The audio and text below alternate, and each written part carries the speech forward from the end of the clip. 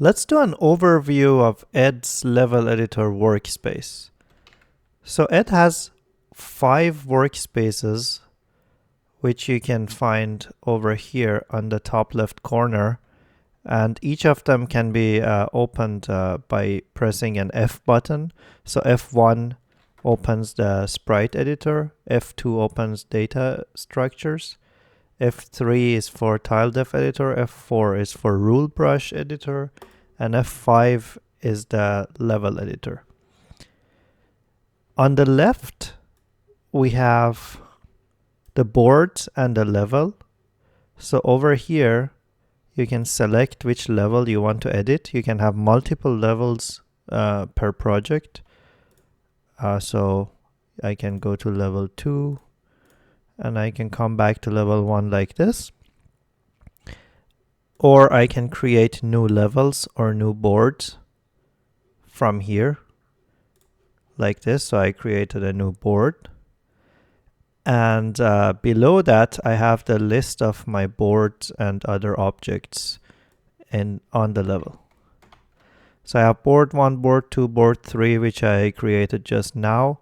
I can delete a board or change its parameters by clicking on this button, which opens this context menu to basically manipulate the board. So let's go ahead and remove it. I can toggle the visibility of a board using this button.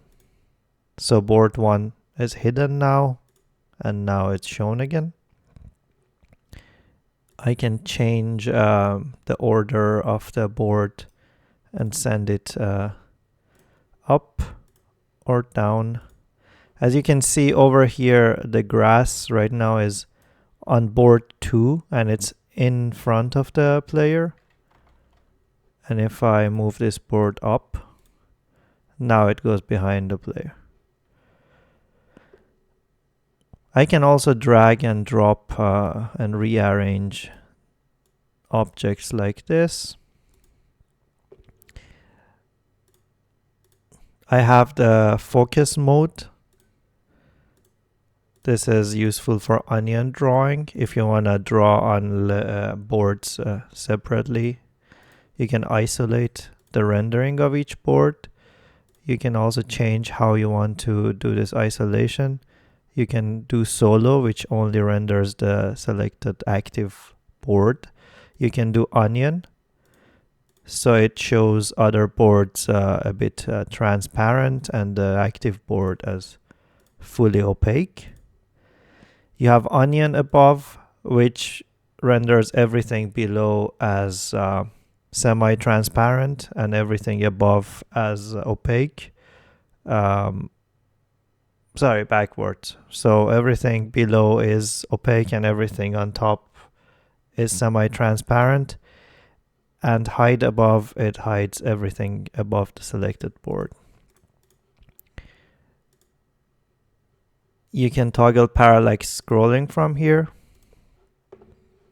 And on the right side, this toolbar over here is for where if you want to pin assets. So if you have assets that you use a lot, you can pin them here. For example, I'm going to do this with a door. And then I will have a lever like this. So now I have a door here, and then I can draw it, and a lever here, and I can draw it here. Over here on the top, you have the main toolbar. The first button is for panning the camera. The second button is for moving the selected tiles. Third one is the pencil draw. Fourth one is thick brush draw. The fifth one is to draw a rectangle. And then the next one is to draw a circle or an ellipse. The next one is flood fill. This is to pick, so to select a tile and then you can basically draw it again. So it's the eyedropper tool. This one is to select a rectangular area. This is to select a circular area or an elliptical area. This is to select like a brush. The next one is the magic wand select.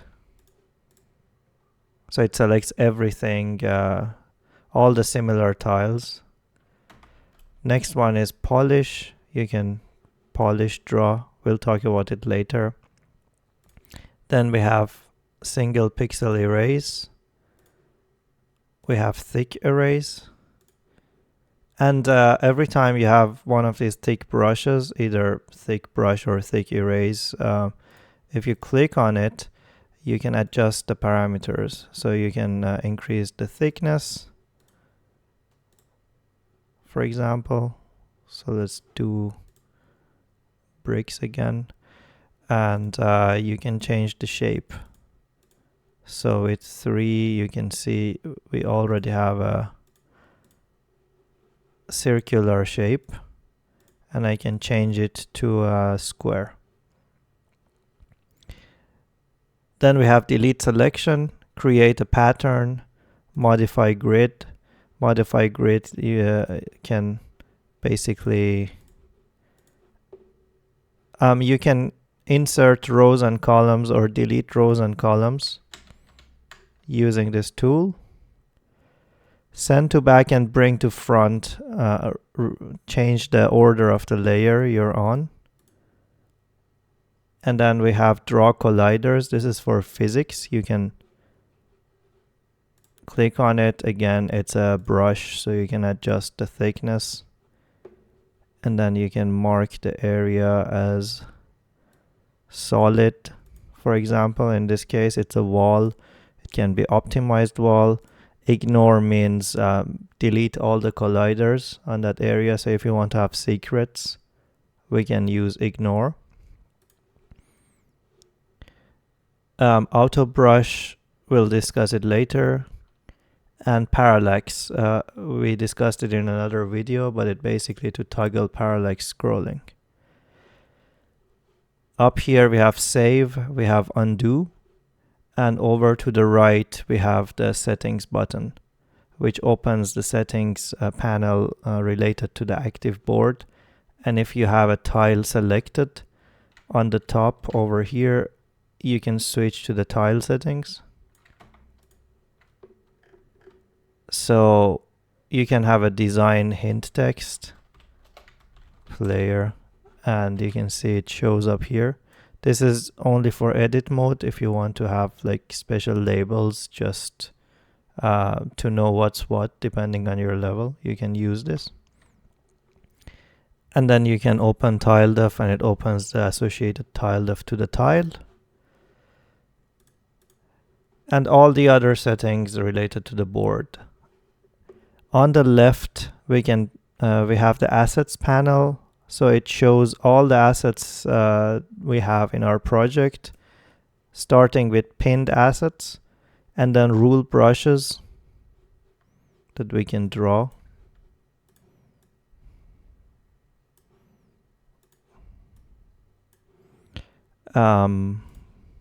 Like this. So you can just click on an asset and then draw it.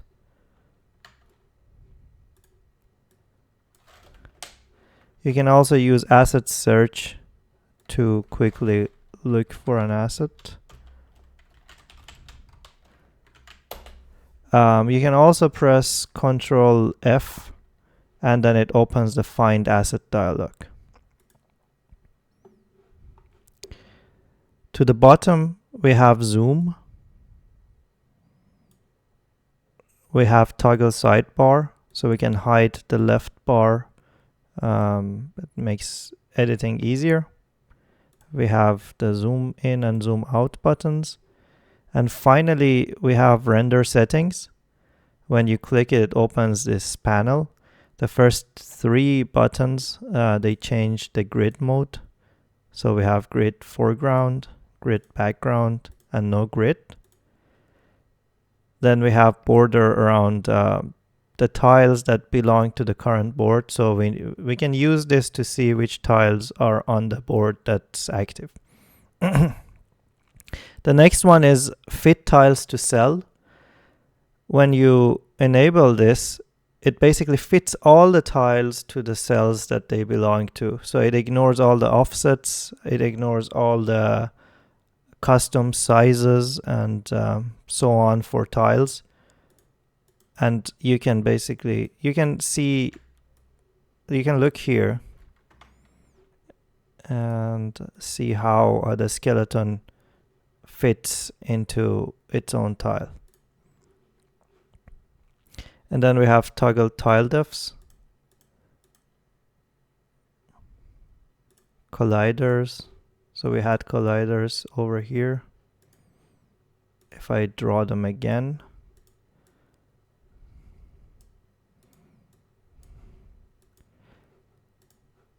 you can see I can only render colliders. This is handy to just look at the layout of your level without seeing the textures. The next one is for nodes and texts.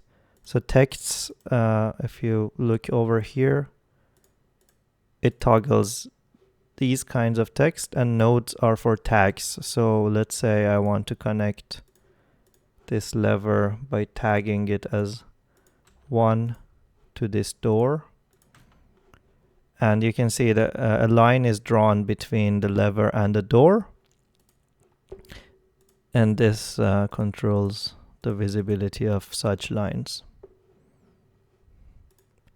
And that was an overview of Ed's level editor workspace.